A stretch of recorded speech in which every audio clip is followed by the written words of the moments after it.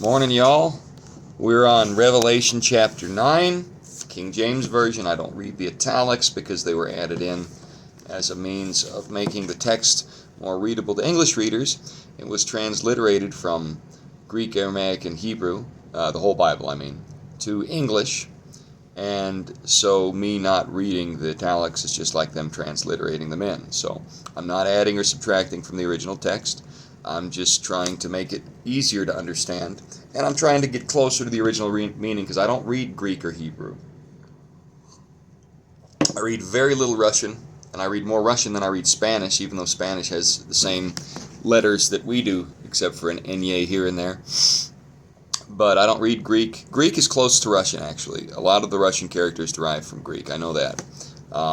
Like the D in Russian is from the delta in Greek. It's just got a little dingus on the bottom. A couple little dinguses. Little D dinguses. What am I saying?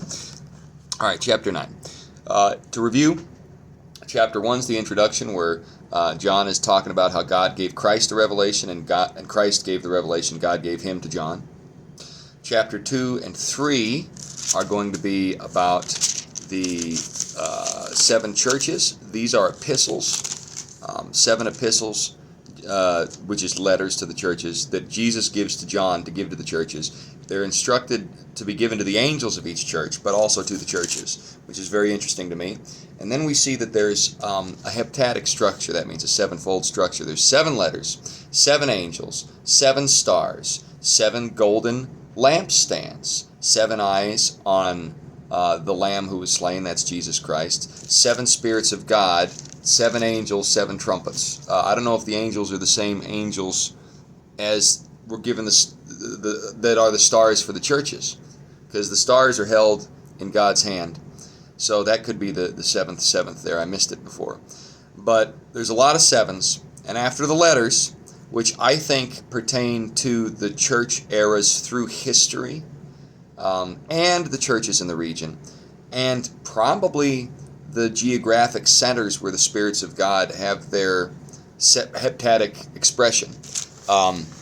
That's just my opinion. I may be off in the high grass on that, but beyond that, then we get to chapter 4, and this is when John's drawn up into heaven. And a lot of preachers say the first verse of chapter 4 is the rapture. I think I've got ideas that have more theological accuracy than that, like the Nephilim that are off in the high grass. I think that's a very thin pin to hang the thick cloak of your theology on, but it may be correct, and I'm not dogmatic because a lot of these guys have gone through seminary and I haven't. That said, they're Catholic priests who don't know the Bible because that's not what they studied. Okay, and they're officialized, part of the clergy.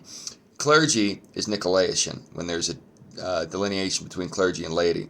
Granted, there's supposed to be order and there are supposed to be leaders in the church, but Christ had the disciples Christ washed the disciples' feet, didn't he? He didn't have them wash his feet. So the clergy-laity ideology is putting a hierarchy in the church between those who are more directly involved with God and those who need salvation, and that's the opposite of what Christ said. We're supposed to be no respecters of persons. It says perfect religion in James is this, caring for orphans and widows. So you don't see a lot of clergy out there in the slums. You see them in the rich church. And there are clergy that do that. There's a lot of Catholics. There are your Mother Teresa's out there. But then there's also a lot of bishops who you'll never see outside of his official not papal, but Catholic residency. What do they call it? The bishopric or the there's a word for the pastor's house. I forgot what it is. The rectory. You never see him out of the rectory. So the letters talk about that, and then you have chapter 4, which, because you can't find the rapture expressly. The term in Greek is harpazo. I don't read Greek, but I know that. You can find the twinkling of an eye. It's a great mystery. We'll all be changed. That's Paul says that. I believe he says at the last trump. Christ says, "Behold, I come quickly. So watch," and he gives the parable of the virgins. But he says that these things shall in no wise happen until the good news be preached among the nations. And according to the Assemblies of God Church, at least 40% of the world still hasn't heard they haven't heard the gospel. I don't know if it's that high. In Revelation, it'll say nations, tongues, kindred, people. Okay, so nations can include a kindred, a tongue, or a people. A people can just be a nation. A kindred can just be a nation. A tongue, wasn't thinking that out. A nation might only speak one tongue. So a nation can include these categories, but a nation itself can include all of them, or one category might be the same as a nation. So, for example, Japanese people are a nation. They are a kindred.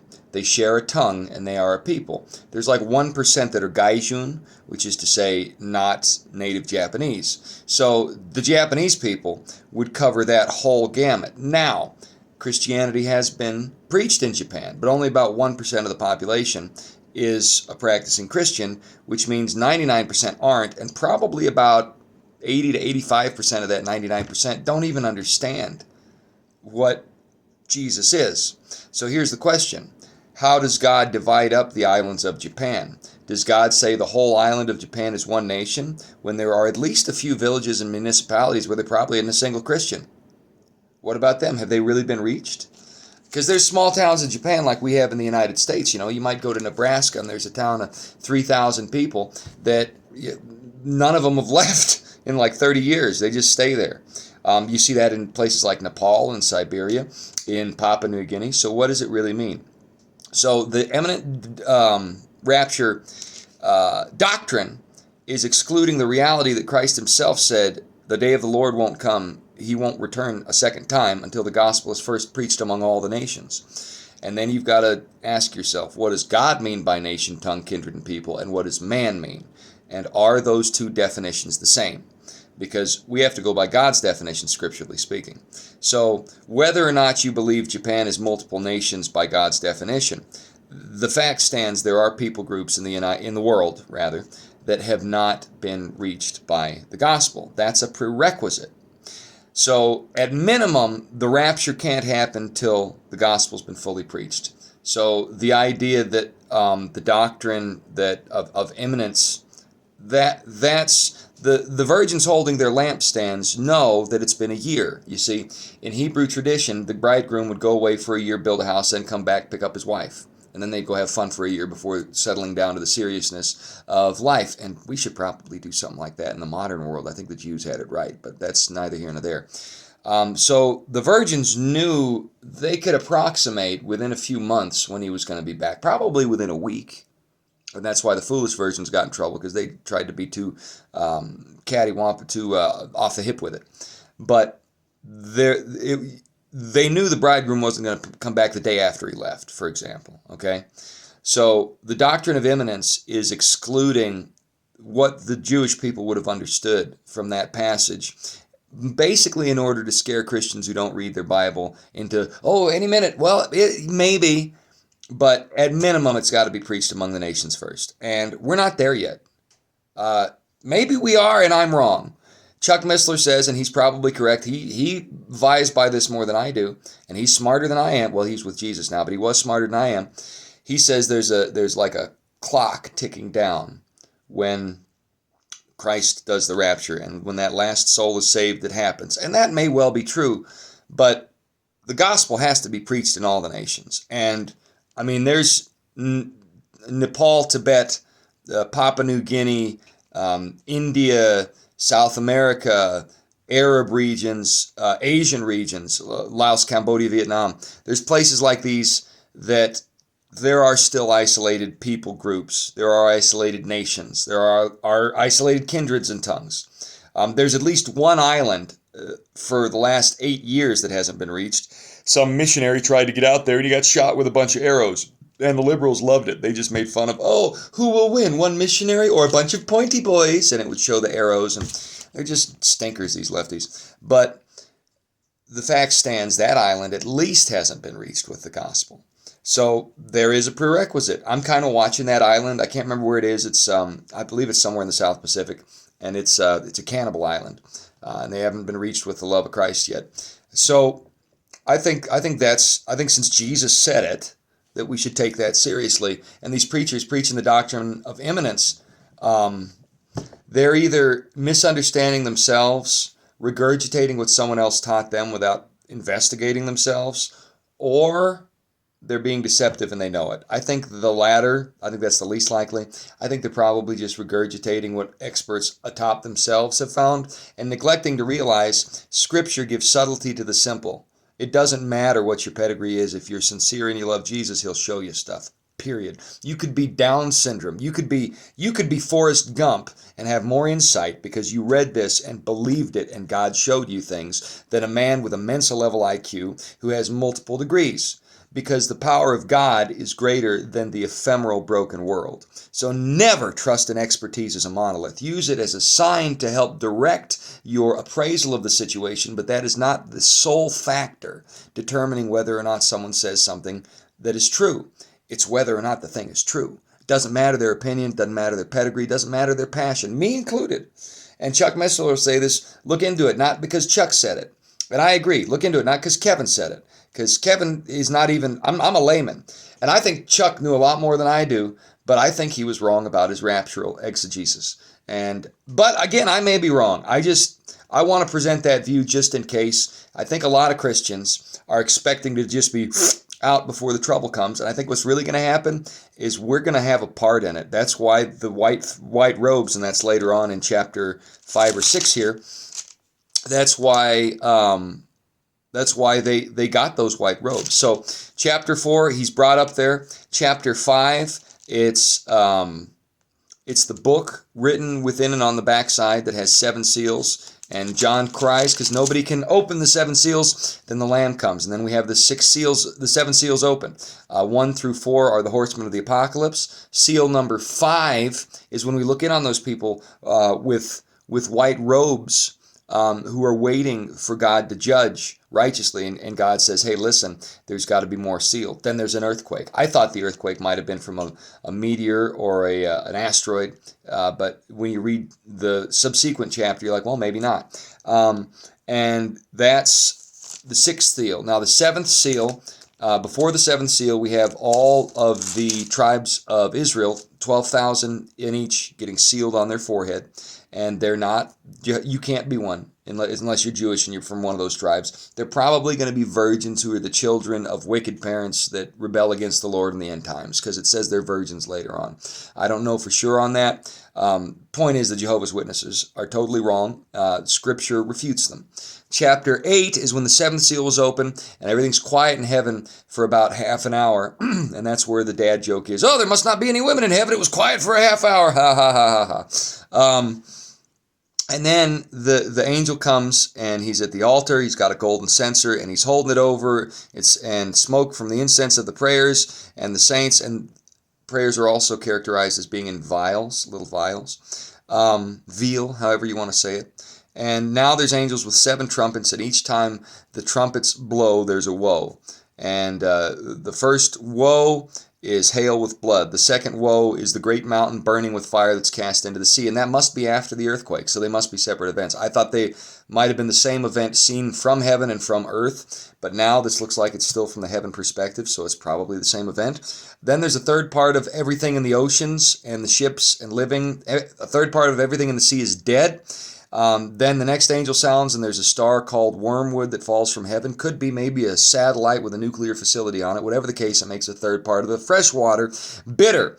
And the 4th angel sounds, and now a third part of the heaven, sun and moon is smitten, which to me looks like detritus kicked up from the impact of these things that clouds out a third of the day. And that makes sense given what we know. And it's also, interestingly enough, in chapter 8, compelling evidence for a spherical world, because the world is spherical and the flat earth nonsense is a psyop to discredit people who follow the Bible as though God actually made it and believe in God's timeline of events from creation to now. Scientifically, that's what the evidence shows. However, the evolutionary thinkers don't want us in that vein, because evolutionary ideology is in fact a mystery religion repackaged for modern times. It's a combination of pantheism and paganism together. As such, it's a satanic religion that's pretending to be scientific when in fact it's not. It uses empiricism as a way to bait and switch with forensic science. So 2 + 2 = 4. You can see the size of a bird beak. That's empirical. But you can't observe and take measurements for activity that happens over millions and millions of years. You can only infer those things. That's forensic. So they take the empirical and say that proves the forensic. which isn't true because you don't have fossils that link things. The sun shrinks a certain amount every day. I think it's like 8 miles a year or something. The only way they explain that is they say deep time processes of billions of years have the sun in cycles, but those have never been observed. You have no rate of evolution. So the whole thing is an empirical mess designed to discredit. Um, and that's why a lot of the evolutionary ideologues will totally ignore these things in favor of a pantheistic, paganistic cosmology. Pantheism is the worship of everything. Carl Sagan said, "We are stardust." Paganism is the worship of multiple gods. Evolution says that we can become gods. Socialism says if you engineer the perfect environment, you engineer the perfect man. It's symbiotic with evolutionary ideology. All three are a trifold cord of wicked shenanigans designed to damn anybody that believes them. So when we're looking at Scripture, there's a lot of deep time evolutionary thinking that is used to keep people from actually taking this seriously. And the way that they discredit Scripture now, because our arguments like the ones I just made are so good, is they present this flat earth idea. And the flat earth, everybody knows is false, but a lot of people who are well-meaning and don't know the difference between forensic and empirical or semantic arguments are taken in because it's pure semantics on the flat earth angle. Science disproves it. You've got constellations like the Southern Cross. You've got literal satellites you can see. You've got tides. The only way to navigate in an airplane requires proper navigation technology that is built around the mathematics of a spherical earth. The same is true of the sea. That's why you can have a triangle with more than 90 degrees in each corner, because the spherical nature of the earth makes it so that the triangle curves, okay? And that is necessary in navigation on the ocean. So I say all that because chapter 8 with the woes and the trumpets seems to indicate the spherical earth being impacted by something from outside the earth that produces a cloud of detritus like what we saw with Mount St. Helens and other volcanic activity, large enough to blot out a third of the day and night. And that really only makes sense on a spherical earth. On a flat earth, it wouldn't make sense because a third of the planet, I mean, there's places where that wouldn't happen. That's only going to happen on a spherical earth. Now, all that said, let's look at chapter 9. And the fifth angel sounded. 2 more trumpets in the woe cycle here of the 7th seal. We're still in heaven looking down. We haven't gotten to the perspective where we're from the earth looking up. I thought we were going to get there. I haven't got the book memorized. Chapter 9. And the 5th angel sounded, and I saw a star fall from heaven unto the earth, and to him. So here's another thing. Stars are characterized as symbiotic or representative of messengers, which are angels, fallen or otherwise. I think that's very interesting. It doesn't necessarily invalidate the idea that a star is a body of billions of miles of burning gas or plasma at all. It could be that the stars are like, how do I put this? They're like a sheepdog for the planets, if you will. It could be that the way God has designed solar systems with a star at the center is the star is sort of like a spiritual boss, and that is where the true energy fulcrum of the solar system is. And there could in fact be an angelic consciousness there. I don't know. It could be that there is a change in state. This could be poetic euphemistic language as well. I don't know, but Scripture consistently, especially in Revelation, links angels with stars. And I don't believe in astrology, I believe in astronomy. However, consider this. If you're born in April as opposed to January, you're going to develop differently. There's a reason they say sweet summer child. Somebody born in July, you come into life at the nicest, warmest part of the year. By the time you're 6, it's winter, but by the time you're awake again, it's July when you're a year old, and now you're 2 years old and it's July. If you're coming into the world at a certain time with a certain kind of people, that will psychologically impact your development. So I can see a means by which a con man would say, instead of your parents, where you were born, the time you were born, whether you were a male or a female, instead of them saying that, they say, oh, you were born in July? Here's the constellations. So it's not necessarily that the constellations determine the outcome of a person's life, but constellations represent seasons, and the season in which you're born can have a profound impact on your psychology over time. So I don't think that astrology is accurate. I think there's probably something to the idea that the season in which you're born probably impacts your trajectory. If you fire up, it's going to go whoop, boom. If you fire this way, it's going to go like that. If you fire this way, it's going to go like that. You see, your trajectory changes based on the attitude of the gun, if you will. If life is a gun, this is a metaphor now. So I don't think astrology is a valid science. I think astronomy is more valid. However, the idea that signs and seasons can have an effect on your trajectory, I don't think is a wrong one. I think putting faith in those things, in the zodiac and the deities associated with that, pagan deities, devils, literally, that's a problem. The idea that somebody born in January might have a different physical and psychological development than somebody born in July based on the factors of the environment in which they were born strikes me as very reasonable. That's not astrology. I think that's how astrology tricks people, because it puts a bunch of metaphysical mumbo-jumbo around things you can observe yourself. But all that to say this, I think there's a linkage between stars and angels. I don't know what it is. I just think that's worth talking about. So, and the fifth angel sounded, and I saw a star fall from heaven unto the earth, and to him, to the star, to the messenger, was given the key to the bottomless pit. And he opened the bottomless pit, and there arose a smoke out of the pit as the smoke of a great furnace, and the sun and the air were darkened by reason of the smoke of the pit. Is this bottomless pit a literal pit? Is it metaphysical? I'm of the mind that it's metaphysical. It could be that this is literally something under the earth. And Chuck Missler thought that there might be a hollow earth and there might be stuff down there. I don't know. Like deep time, a lot of our understanding of the functionality of the earth is based on very well-educated forensic guesswork. It's not based on physical examination of the available information, because that's impossible. You can't drill down deeper than about 10 miles into the earth's mantle. That's as far as they've gotten. And that was the super deep borehole, I think they called it, in Russia in the 80s. They haven't gotten further than that. So, is there a pit under the earth? Maybe, I don't know. I tend to think, and I've written novels to this effect, that this is another dimensional space, and the key is a gap being removed. And shoot, maybe that's a quasar that zaps something in the universal substrate that God's created, like a computer is programmed by a designer, and now the reveal code command is accessed. I don't know. This is how John saw it, is a star that had embodiment of personhood opening a pit with a key. Now, let's see what verse 3 says. And there came out of the smoke out of the pit, locusts upon the earth, and unto them was given power, as the scorpions of the earth have power. And it was commanded them that they should not hurt the grass of the earth, neither any green thing, neither any tree, but only those men which have not the seal of God in their foreheads. This is extremely metaphysical. I have trouble seeing how any human beings would be directly involved in this. This seems like the fruit of demonic chicanery. And what's basically happening here is there's some sort of metaphysical law in place here. Because this happens after the seals and the woes, which are punctuated by a trumpet, still in heaven. And apparently it's after the martyrs have been given their white robes and after the 144,000 have been sealed. It's probably after the rapture at this point.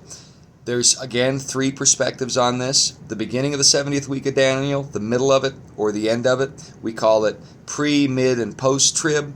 These are misnomers. Some people, and I'm among this set, believe that the 70th week of Daniel is divided into two parts. The first part is the tribulation. The second part is the wrath. Christians are probably raptured out in the middle. Some people think it's at the end. Again, a lot of theology is built on very, very scant scriptural evidence, which is what makes me skeptical. The whole idea of the rapture didn't really gain prominence till the 1800s, and that's 18 centuries after Christ himself. Again, that makes me very skeptical. However, I'm willing to be wrong. I just want a full-rounded thing. Verse 5. And to them, the scorpions that came out of the bottomless pit, and to them it was given that they should not kill them, those who are not sealed with God on their foreheads. So it could be that there's just the rapture and only this 144,000 in Israel is sealed. That could be what it is. is that everybody else has been raptured. And that's what a lot of theologians think, and I'm not opposed to that possibility.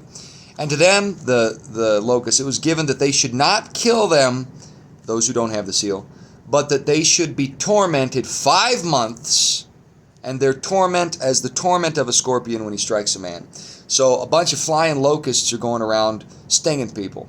Now, there are those who say that these locusts might be helicopters. I think that's a bit funky.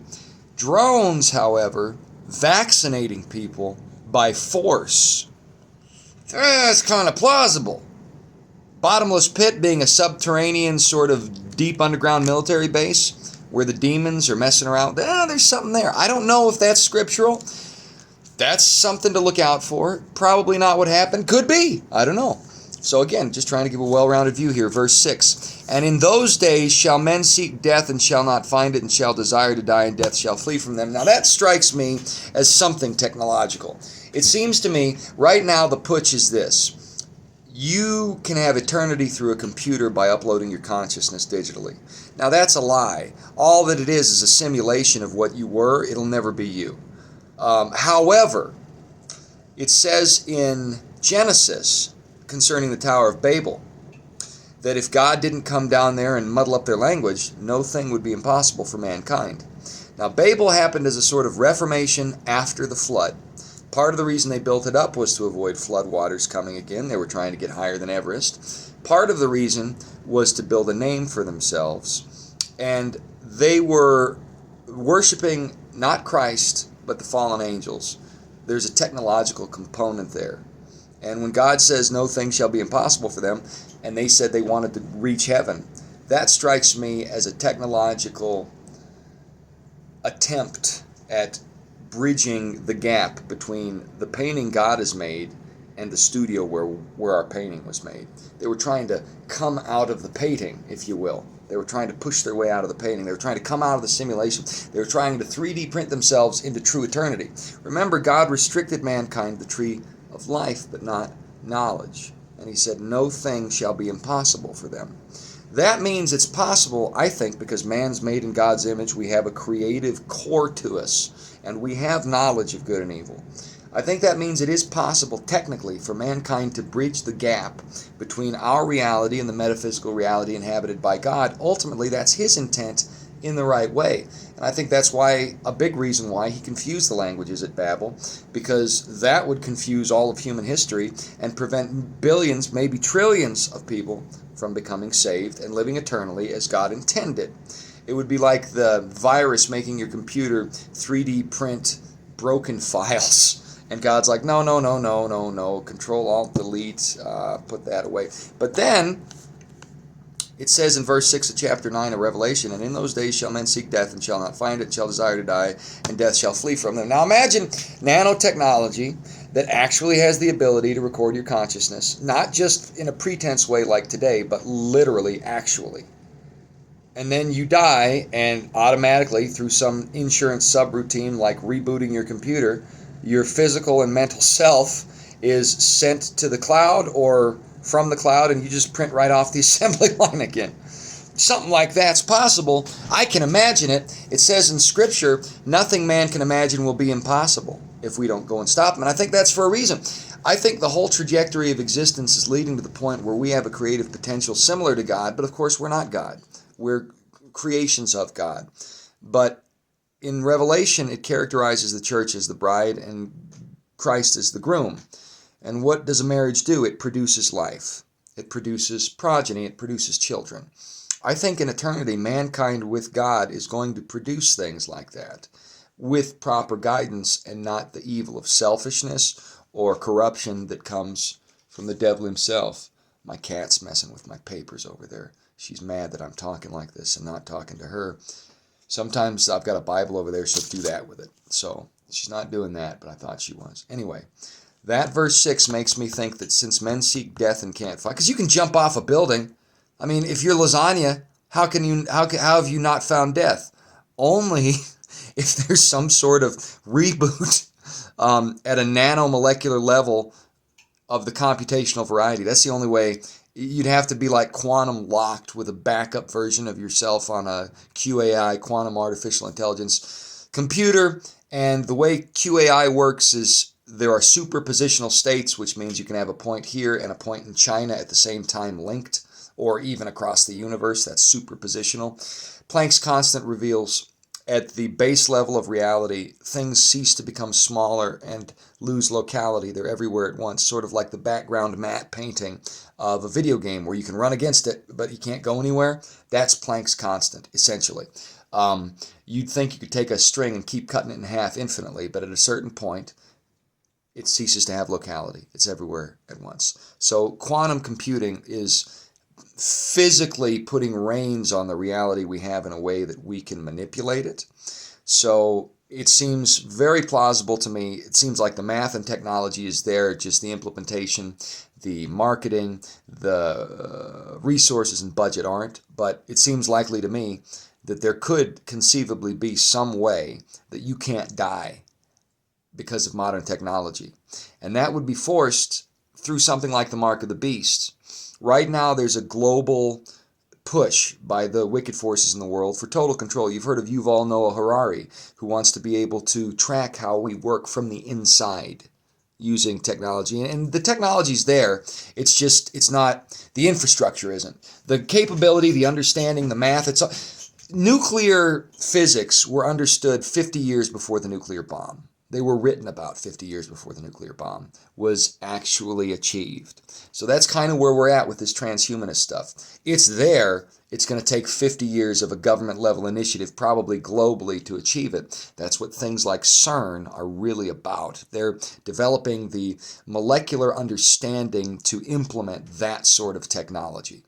That's the only way that makes sense to me, because it ain't God doing that. The devil can't do that. Only mankind would be able to do that. So verse 6 of chapter 9 of Revelation seems to indicate to me some sort of quantum technology that makes it possible to retain consciousness and transfer it between physical bodies, because people can jump out of airplanes, they can jump onto pavement, they can stab themselves through the heart, and people have done that sort of stuff to commit suicide now, well before these events where they're tortured by these scorpion things. So it strikes me that there is some technological component at play here, as yet unknown, but either in the wings right now, waiting to be achieved, or coming very soon.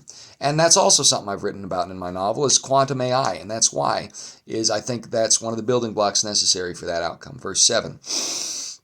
And the shapes of the locusts, like unto horses prepared unto battle, and on their heads, as it were, crowns like gold, and their faces as the faces of men. It's kind of creepy, isn't it? And they had hair as the hair of women, and their teeth were as lions, as of lions.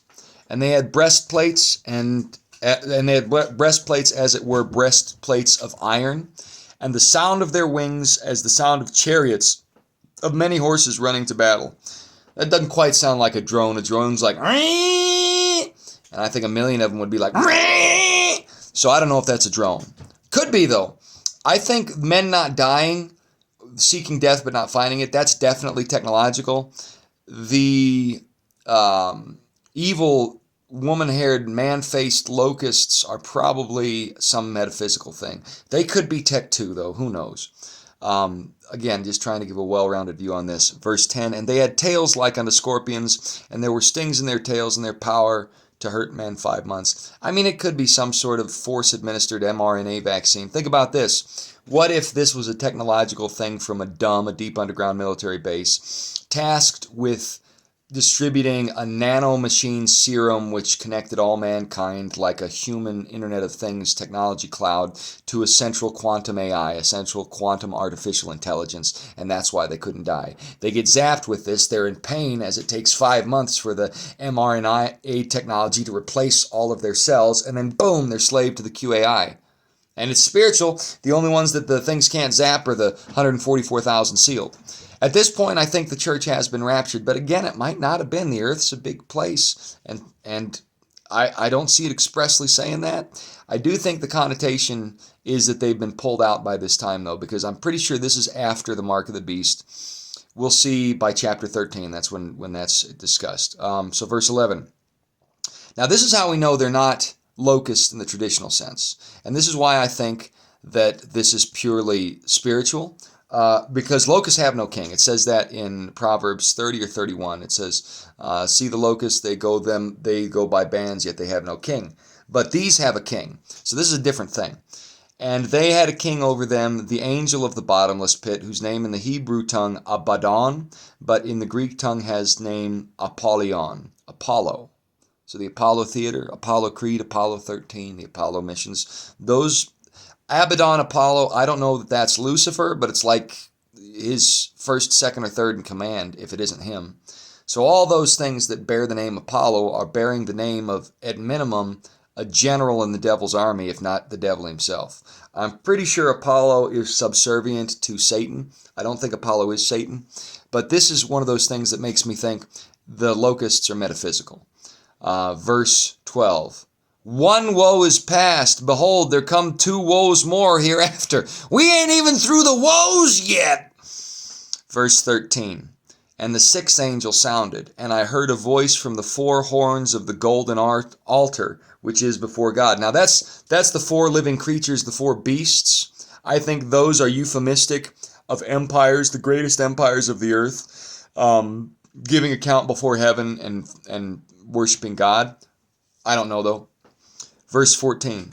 Saying to the 6th angel which had the trumpet, loose the 4 angels which are bound in the great river Euphrates. This is the first time we've even heard of these guys. They're not stars, are they? You can't bound a star in a river.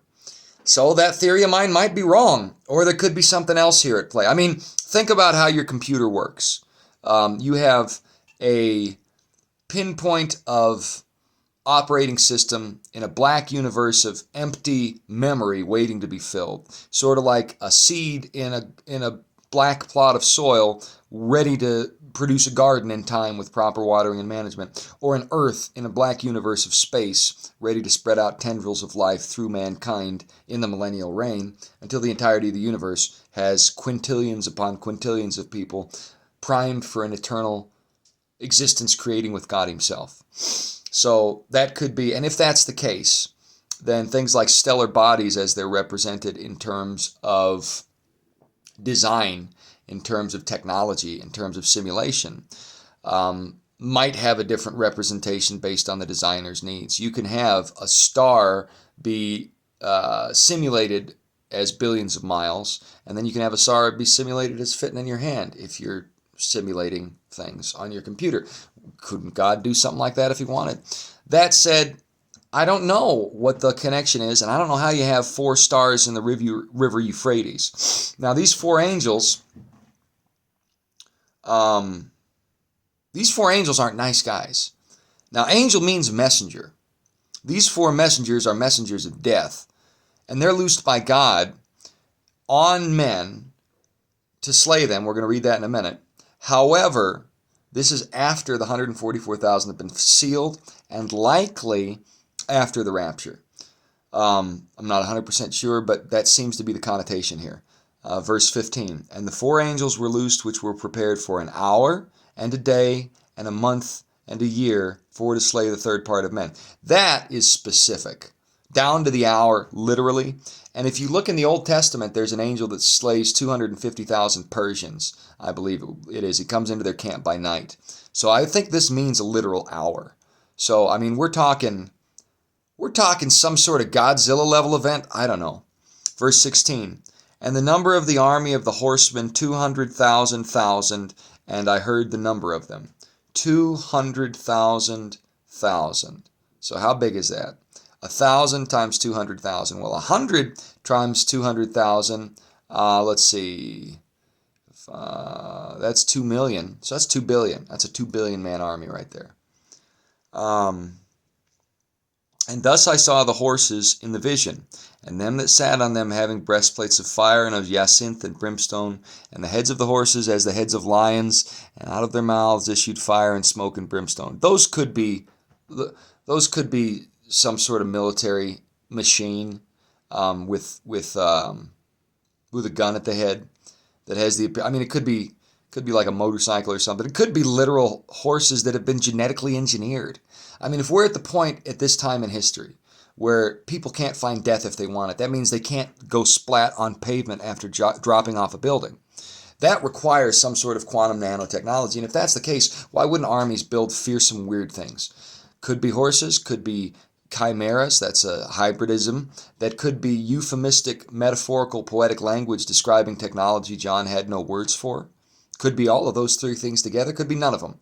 So it's just something to think about. We're talking about the future from John's perspective 2,000 years ago on the Isle of Patmos when God took him up to heaven and gave him these visions.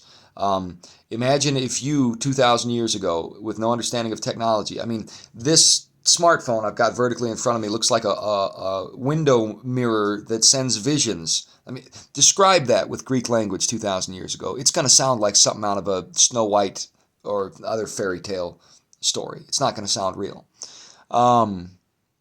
Let's see.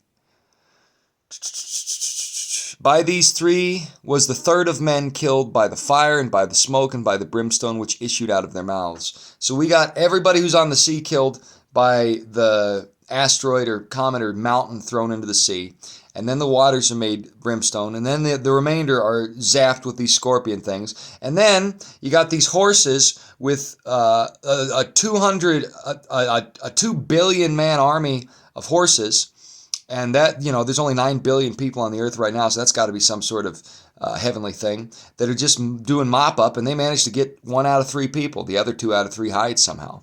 For their power is in their mouth and in their tails, for their tails like unto serpents, and had heads, and with them they do hurt. So either that's chimera technology John can't describe with better words, or something straight up spiritual. Verse 20.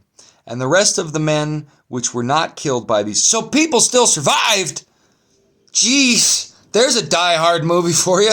And the rest of the men which were not killed by these plagues, yet repented not of the works of their hands, that they should not worship devils and idols of gold and silver and brass and stone and of wood, which neither can see nor hear nor walk. Neither repented they of their murderers, nor of their sorceries, nor of their fornication, nor of their thefts. That's one of the reasons I think there's some sort of technological component behind this that can be explained away. Now that said, we've lived through COVID in the last 4 years, and the stupidity of people and the willingness to accept groupthink makes me think that even if this is straight up supernatural, there's going to be some stubborn retards out there. And I don't know how stubborn retards survive asteroids and scorpions and lions of death. Apparently they do.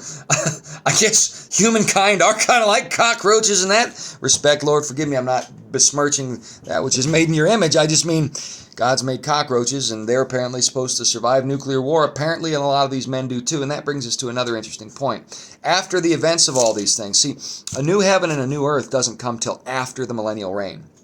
So God comes through, mops up all this globalist, paganist, pantheistic nonsense, drop kicks it out of the planet through death and what have you, and then we have the millennial reign. Here's the funky thing. It's possible there is no rapture until after the millennial reign. Now, I'm not one of those guys, but I won't exclude it because this is future. They say there's pre-trib, post-trib, and mid-trib. I'm pan-trib. I think it'll all pan out in the end. That's another Chuck Missler joke, but it's true. There's no way to tell this stuff. Basically, the way I look at it, God expects 1/10 of your earnings. And I am of the opinion, this is purely opinion, but it seems to match scripture structure, but it may be totally wrong. I'm purely of the opinion that God's going to reap about 10% of all human beings who've ever lived. And if that's the case, you can kill 90% of the planet. So 144,000 is like nothing compared to 9 billion. So if God, through Armageddon, gets rid of the wicked, and the wicked are 90% of the planet, and, well, shoot, he probably won't even do that. He'll probably only get rid of like 70 or 80%. Because in the millennial reign, at the end of the millennial reign, there's another rebellion after the devil's put under chains. So there's people that are going to survive Armageddon, the whole thing. There's people that are going to survive the whole thing and still aren't going to follow God. I don't know if they're retards or what, or just that wicked. And God's so just, he's going to give these survivalists a chance in the millennial reign. It could be that they're just from really poor regions of the world that, think about the majority of India, Africa, China, the Middle East. I mean, the majority of those people are, in the 80 to 100 IQ range. They're not doing math. They're not thinking about this video I'm doing would be several iterations above their head, and I'm several iterations below actual sound research. You see what I'm saying? So it could be that that's what's at play here. People who are too dumb to realize they've been lied to, but smart enough to hide proper from freaking demons, and they survive it all somehow. There is a millennial kingdom. We're going to read about that by the end of this book. And that millennial kingdom has Christ as the monarch and the God. It's a theocracy with God literally at the head, centered in Jerusalem. And there will be no war anymore. And you think about the angels God's got at his beck and call, and his power, his eternal Godhead, and the ability to actually design the universe from the inside out. That makes sense. So what's the mission going to be? Gog and Magog confederate together and rebel against God in the end. That's what that prophecy is about. They're going to come against Israel, where everybody dwells safely, and God's going to rebuff them. He's going to let them make their plans, make their attack, and then when they make their attack, he's going to rebuff them, and then they get the judgment. And then the devil's released for a little season. Gog and Magog might even not have to do with the devil, but I think what happens is the devil goes and stirs them up for this final rebellion, and then it gets stamped down, and then God reboots the universe. So what's going on in that 1,000 years? You realize it's 2025 as I make this. We just discovered flight about 100 years ago, and now we're in space, okay? The technological capability we have today, up until about 1750, we didn't actually make any advances.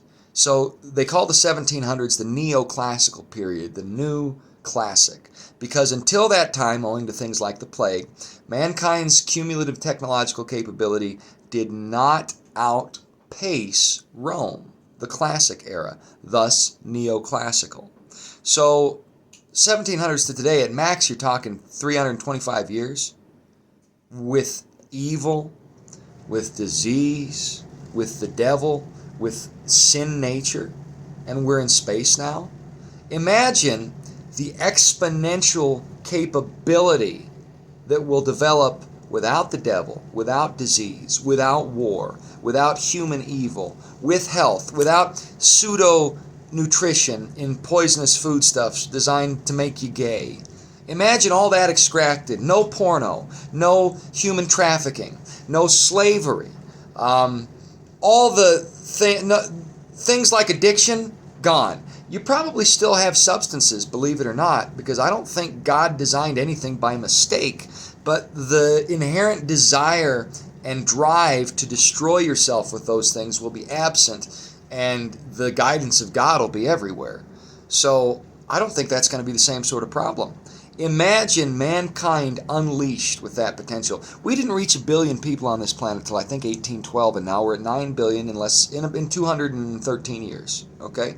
That's quite a growth. That's an 8 billion-fold growth in 213 years. Imagine 1,000 years without the death and disease except by natural processes or the worst kind of unexpected accident. I think it's very possible the mission of God from Jerusalem during the millennial reign will be to enable mankind to spread and flourish throughout the entire universe like a seed planted in a garden, giving rise to a plant that itself has fruits which give rise to other plants until there's no soil. All you can see is the greenness of the garden. I think that's what God has in mind. I may be totally wrong about that. And I'm not talking about some Mormon crap where you got to bang a bunch of wives to make spirit babies so you have your own planet. The connotation of Scripture, and Joseph Smith missed this because he wrote his stuff in the 1800s, is that God created the entirety of the universe. God isn't out there in a planet. That's Mormon fiction from a lack of understanding of technology, science, and the universe God made. The connotation of Scripture is God had created time itself. The forces we understand as entropy were created by God from without their influence. The coffee's done. Without their influence. So a day is as 1,000 years. 1,000 years is as a day. Why? Because God created time. This is his simulation playing out in real time. Like SimCity, he's watching it. What's going on inside SimCity ain't going to affect God. He created it. He's outside of it, okay? So the Mormon idea that God's just somebody who ascended because he banged enough wives that they could take over a planet, like in the Worthing saga. Total non-Christian ideology. That's Mormon ideology that's nowhere in the Bible. However, the idea that mankind could progress to the level where through God's guidance we can populate the entirety of the universe, that's perfectly in line with Scripture. We're not put on an even playing field with God ever in that cosmology. We're not gods. We're still made by God in the image of God with creative potential and being led by God to greater and greater things than we could have imagined. But we're not God on level with God, and the devil isn't God's mean brother. And Jesus isn't God's cool son who just, Jesus is God, which is like a son, but isn't and is. Because God's outside time and space, and for God to come into his creation requires him to adopt the features of his creation. He had to come as a man, being fully God and fully man. He reprogrammed the simulation from the inside out. So the Mormon idea that we're going to be given a planet if we have enough spirit, that's ridiculous. However, the idea that we might populate the entirety of the universe over time is not. And it is possible that you'll have regents over a planet, but they're not God, and it's not some spirit baby thing. They're an officer in God's army, and they're not at the eternal be-all and end-all of creation either, because the millennial period is only for 1,000 years, and then there's a new heaven and a new earth. So you say, what's the reason for that? Well, the earth is designed, I think, because if you do the math, this is absolutely accurate, to support trillions of people, not billions, trillions. The Malthusian idea that the planet is not capable of that sort of support is purely ignorant and has been disproven to several decimal places. He thought we'd be done at 2 billion or something, maybe even a billion. They hit a billion in 1812, okay? He didn't know what he was talking about. Most eco-terrorist propaganda is purely Malthusian, of Malthus, which is to say they're taking ideas from the 1800s, which have been disproven for generations, and clinging to those like a turd on the hair near your butt. That's what they're doing. And it's not true. It doesn't make any sense. If you take a square mile and make it a cubic mile by going a mile into the earth, there's enough resources for an entire country right there. They just have to be properly used. The math is there. What's not there is the infrastructure. We do not have overpopulation. That's a lie. It's a complete lie. We have overcondensation and mismanagement of resources through corruption. Elon Musk recognized this as a multi-billionaire who used to be on the eco train until he did the math himself. And then he realized, no, we don't have an overpopulation problem at all. We need more people or we're going to breed ourselves out by not breeding properly. And then you have the barbarians from across the Atlantic coming over, from Papua New Guinea, Middle Africa, whatever. You have these Indian groups, etc., breeding us out. So he recognized for first world countries to be competitive and maintain, they need to increase their birth rates.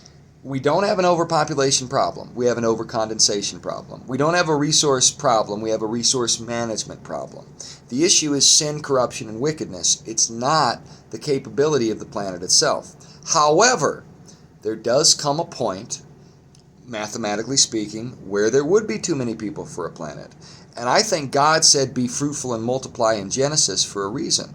Subdue the earth, he said. The earth, it's big. Be fruitful and multiply and subdue the earth, he said. Why? What happens once you've subdued it? Oh, we all just hang out in homeostasis. I don't think so. I think what happens is we, through Christ's leadership in the millennial reign, probably take 100 to 200 years, I don't know, maybe just 50. We subdue the earth to the point where it is so productive we can send resources to the moon and subdue and terraform the moon to the point where it is so productive. We can send resources from the moon and the earth to Mars and terraform Mars. And each time this happens, it's going to take a little less and a little less and a little less and a little less until instead of just subduing and terraforming one planet over 100 years, you do that for a whole solar system over 100 years because you can send 10 trillion people to do that. You see what I'm saying? So over time, you have a boom, boom, boom, boom, boom, boom, boom, boom, boom, and then the popcorn bag's full and you can pull it out of the microwave and you've got a new heaven and a new earth. And you have quintillions of people who are now eternally capable of flourishing in the new heaven and new earth and creating using the knowledge they've gained through God's direct guidance over a millennia. I look at the Sabbath year or the Sabbath millennium. I look at the millennium where Christ rules as a Sabbath millennium to the week of Earth's 7,000 years. And we're closer to 6,000 than anything if you look at this timeline. And I do look at this timeline because this timeline in this book outranks anything else. And if you don't believe that, that's because you haven't done your homework. All right, I've been talking for 50 more minutes. It's Saturday. I'm going to shut up and do something else. God bless y'all. I'll be back tomorrow with chapter 10, I think.